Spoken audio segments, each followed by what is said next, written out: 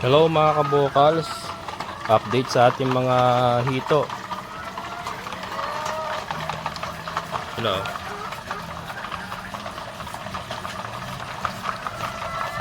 Nanginimot ka mga yan, mga nalalaglag ng ating mga manok na patuka. Yan. Yan sila. Still looking good mga kabokals yung ating mga hito. Yan. So ito nga po yung ating mga future layers. And then ito yung ating mga thunders na. Pero yan, nakakuha pa rin tayo ng mga itlog. Ayun, no? Ito nga kasi mga kabokals, gawa nung thunders na sila, hindi na sila bumibira ng madaming itlog. Kaya ang plano ko rito is ipoprocess natin lahat ng itlog. Hindi na muna tayo magbebenta ng fresh eggs kasi wala, konti na nga lang po yung production. And then ito, mababawasan nga po ito. Sasalain pa natin kasi yan yung mga talagang hindi na nangingitlog. Tatanggalin na natin dyan para ang matitira na lang talaga yung mga nangingitlog pa. And then successful nga po yung gawa natin ng salted brown eggs nung nakaraan.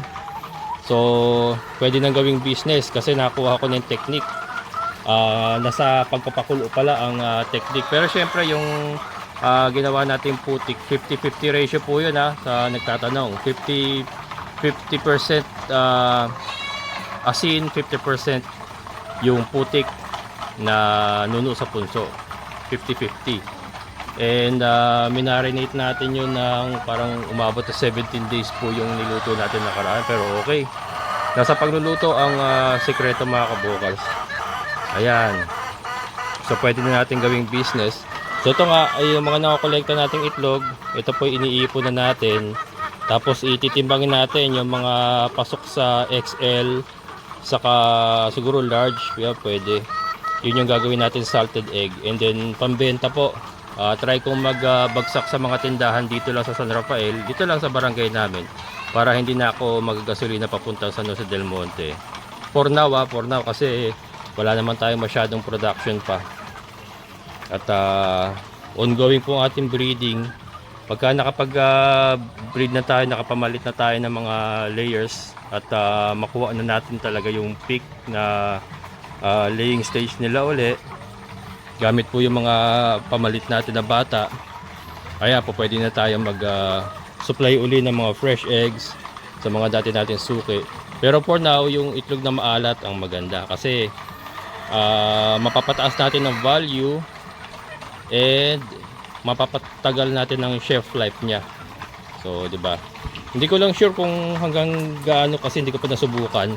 May nagtatanong kasi kung hanggang gaano ba tatagal yung shelf life ng salted egg. Hindi ko pa rin po sigurado pero pagkakaalam ko matagal po compared po sa fresh eggs. Kasi luto po 'yun lalo na naluto natin na matagal tapos na salted pa. Maalat, may preservative na po yung asin So yun, matagal po yun. Ayan, ayan nga po yung ating mga hito. Maulan ngayon mga kabokals. So di ba looking good pa rin yung ating mga hito. Wala pa rin po tayo namamatay na hito. May nakita akong malalaki na, parang ano na, basta malaki na mga kabokals. May nakita ko dyan na talagang malaki na hito. Ayan, nakakatuwa tignan, lalo na siguro kung mapalitan natin ito ng mga talagang bata pa, tapos marami tayong itlog na nakakolekta, mas maganda tignan. Ayan, yung nagkakakak, ang dami pa nagkakakak May mga ano pa naman ayun, katulad yan, mga nangingitlog pa talaga. Kaya lang, meron talaga dyan na kasi kinakapa ko yung sipit-sipitan. Hanggang ngayon sarado pa dapat bumuka na yan Kasi ang tagal na nilang parang more than 2 weeks na sila naka egg booster Tapos naka 100% layer feed sila Dapat bumukas na ang sipit-sipitan ng iba ng nilang lahat. Pero meron pa rin, pag kinakapa ko, meron pa rin dyan sarado. Ibig sabihin sarado, yung sipit-sipitan ay makipot ba? Makipot. na kung saan talagang hindi mangingitlog yun kasi ibig sabihin nun wala pong nade-develop na itlog sa loob ng katawan nila. Gawa nung yung sipit-sipitan nila is ano pa, sarado, kumbaga parang gano'n. Ayan yan mga kabokals. Ito mga feature natin ito. Itong mga ganito, ang tinitignan ko talaga oh. Ito sigurado to brown egger to. Ang gaganda ng itlog nito mga kabokals. Sure na sure to. Ayan oh. Mga ganyang inahin natin. Yan ang ano, pararamihin natin ang mga ganyan natin. Tapos itong mga 3-way cross natin na ano, na white leghorn, Rhode Island, Deca Brown. Yan. Titingnan natin kung ano kulay na itlog nila. Sana ano, sana brown din. Yan. Ingay no? Lakas na magkakak.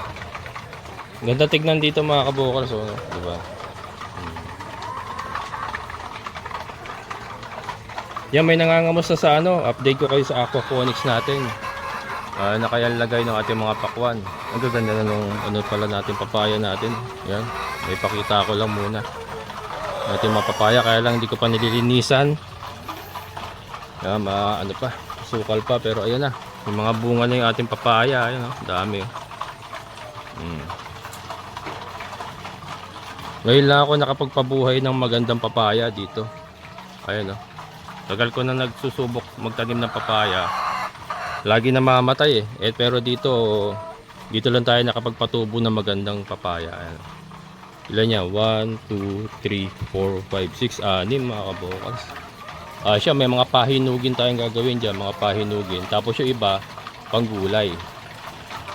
Yan. Maganda rin po eh. Masarap din po yung hinog na papaya. Panghimagas. Lalo na kung malamig. Masarap. Tas matamis. Sarap yan.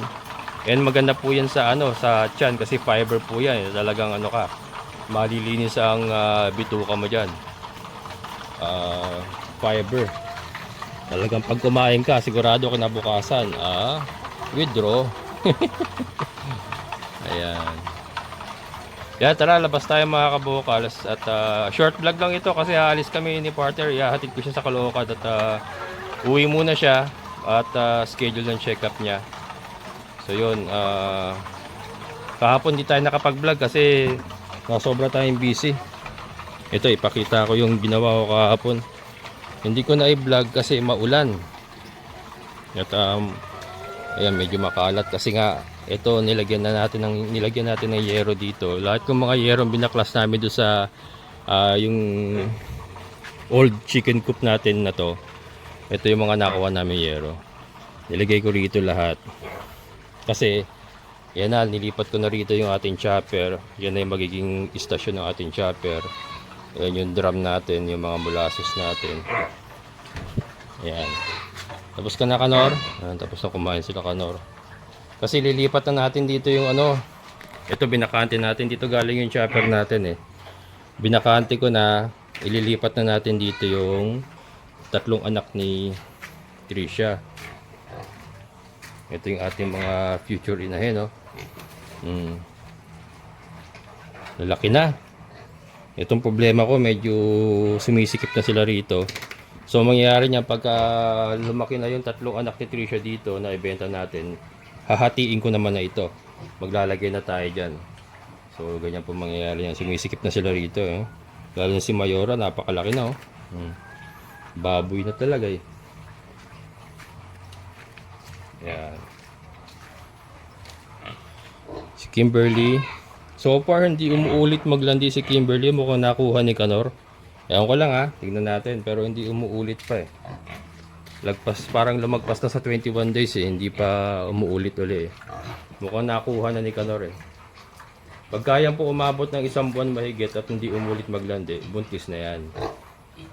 Yan, kasi maglalandi ang baboy 21 days and 21 days yan. Pagka hindi nabubuntis, ulit na ulit yan. So ito nga po yung anak ni, ay madilim, sorry. Ayan, yung anak ni Tricia na kinapo namin ni Andrew noong nakaraan. Ako kung napanood nyo.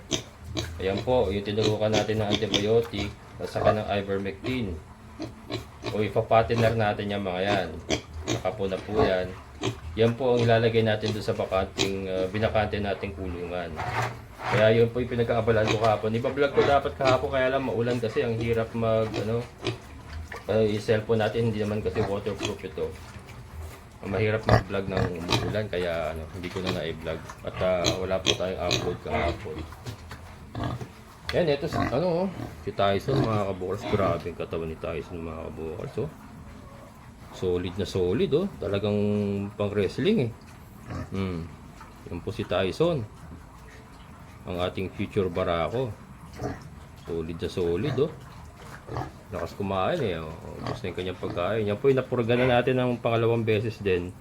Kasama po yung mga future inahin natin. Napurga na natin ng pangalawang beses. So okay na yan. Ang susunod na purga niyan, siguro mga 3 months. Ganun po ako. Sa akin lang naman po yun. Hindi naman po tayo expert. Pero ganun po. 3 months from now siguro ulitin natin. Tapos sa breeding age na sila. Bago sila mag-breed, pupurgayin uli natin. Ganda ni Canor. Ay, ni Tyson mga kabukals. Solid na solid. Ayan, labas na tayo. Bella, tayo magtapos para pakita ko lang yung mamaya kakain na kayo. Kakain na. Hindi kayo pwede lumabas. May damo naman dyan, nakapag-stock ako ng damo. Meron tayong supply ng damo. At maulan pa rin ngayon. Kakaulan lang, kakatigil lang na ulan. Yan, si Milky Yan ang maganda sa baka, umulan umaraw, andyan lang. Yung balag natin nasisira na talaga mga kabukals. Wala pala tibay na maasahan dito sa tali na ito na Akalak pa naman kung matagalan ito. Nalulusaw din kailangan ko maibulsa kasi malalaglag sa damo, baka makain ng kambing. At tanggalin ko na rin yung mga balag na yan.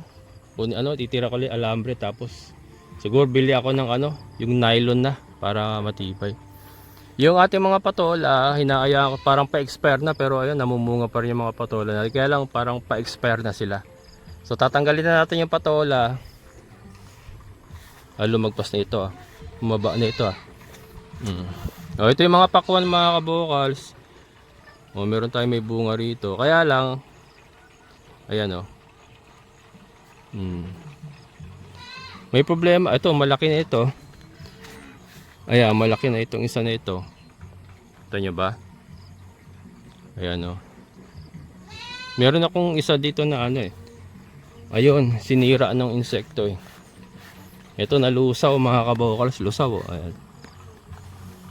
Ayan, lusaw. May mga namatay na rin tayong pakwan. Ayan.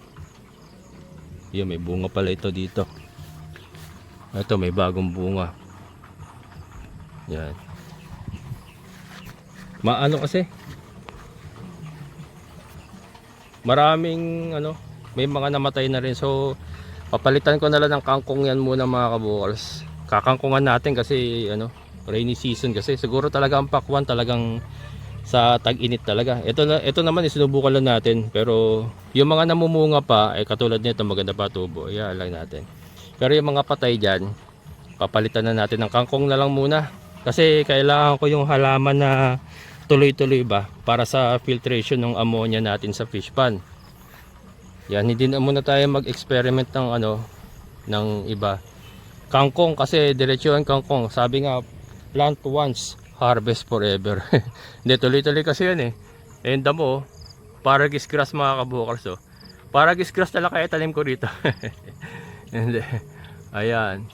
Marami na rin po namatay na pakwan dito. Ito mga patola na to, nagsisibunga pa. Kaya lang pa-expire na, nalinilaw na Pa-expire na yan, so tatanggalin na lahat natin ng patola. Ayun, maganda pa tubo ng isang pakwan na yun, maganda pa yun. Kaya yung magaganda tubo, hahayaan lang natin yan. Yung mga patay na, sa kanan medyo nanunuyo na, tatanggalin na natin. Meron na akong nakareding ano doon, kangkong. Itutusok na lang naman yan. Yun na rin ang gagamitin ko, bubunutin ko lang yan. Yan na rin ang, yung cup na rin na yan, saka yung kusot na rin na yan ang gagamitin natin. Para sa kangkong. Kasi nga, kailangan natin na may mga halaman dyan para ma-filter yung ammonia ng fish pan natin. Yan. Pero ito, laki na nito. So far, ito yung ano, pinakamagandang tubo. Wag lang sanang mamatay. Ewan ko lang tutuloy yan, pero yan. Yan po yung pakwan. Sa tag-init, maganda tingin ko. Sa tag-init sila talaga. Ano, tutubo na maganda. Pero ngayong nag-uulan, nasisira talaga. So, yan mga kabukals. So, yan pong update sa mga nagtatanong. Pero, ayan. Working pa rin naman yan mga kabukals. Kaya lang yung choice of plant natin talaga yung... Well, ano naman, sinabi ko naman experiment ito. Pero, yun. So, ngayon, ano, hindi na muna tayo masyado mag-experiment. Kailangan natin mag-focus muna sa filtration ng ating fish pan. Kasi, looking good na yung ating egg production. Eh, yung mga hito natin is looking good na rin. So kailangan muna natin mag-focus doon. So puro kangkong, punuin ko lang muna ng kangkong yan. Tapos siguro mga ilang pirasong ano, yung bumabalag, ayusin ko lang itong balag like patola. Yan, magpapatola tayo siguro mga isang pirasong patola or 2 pirasong patola, ampalaya, upo. Ayan, sama-sama sila diyan sa balag na yan. Kaya lang yun nga, ayusin muna natin. Tapos lahat na po ng lahat na po ng ibang cup, puro kangkong na lang, puro kangkong yan, diretsuhan. Dito na rin sila babalag yung kangkong, dito na rin natin pababalagin sa net natin. So hindi rin masasayang yung net na ginawa natin kasi magagamit pa rin ang kangkong. Ayan. Yung kangkong pang ulam, pwede rin pang lagay sa pagkain ng mga baboy natin, isasabay natin sa mga madre de agua na tinachop natin. So, di ba? Pwede. Yan. So, yan. Balik na tayo.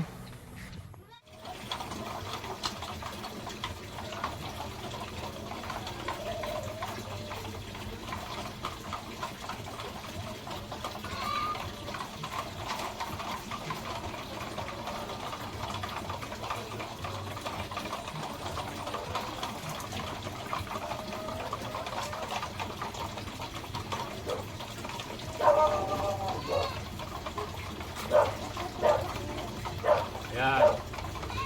Meron pa yan mga kabukals mamaya. Meron pa yan mamaya.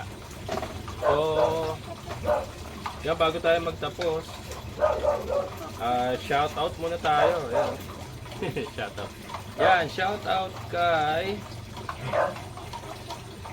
Sir Jess. Yan, shout out kay Sir Jess. And kit cellphone ko. Kay yan. Yan, nagpapabati si Sir Orly Supan from Japanese Embassy. Happy 112 INC anniversary. Greetings coming from Orly Supan from Japanese Embassy. Yan. And syempre sa lahat po ng mga solid kabukals, maraming salamat po sa inyong patuloy na suporta. And syempre sa ating kaibigan po Sir Boyet. Sir, thank you so much. Ayan mga kabukals, so hanggang dito na lang. Maraming salamat sa inyong muling pagsama. So muling ito yung Kabukals Farmer. Nagsasabing sabay-sabay tayong mangarap, magsikap at kumilos. Siguradong unad ang ating amazing na buhay. Bye-bye!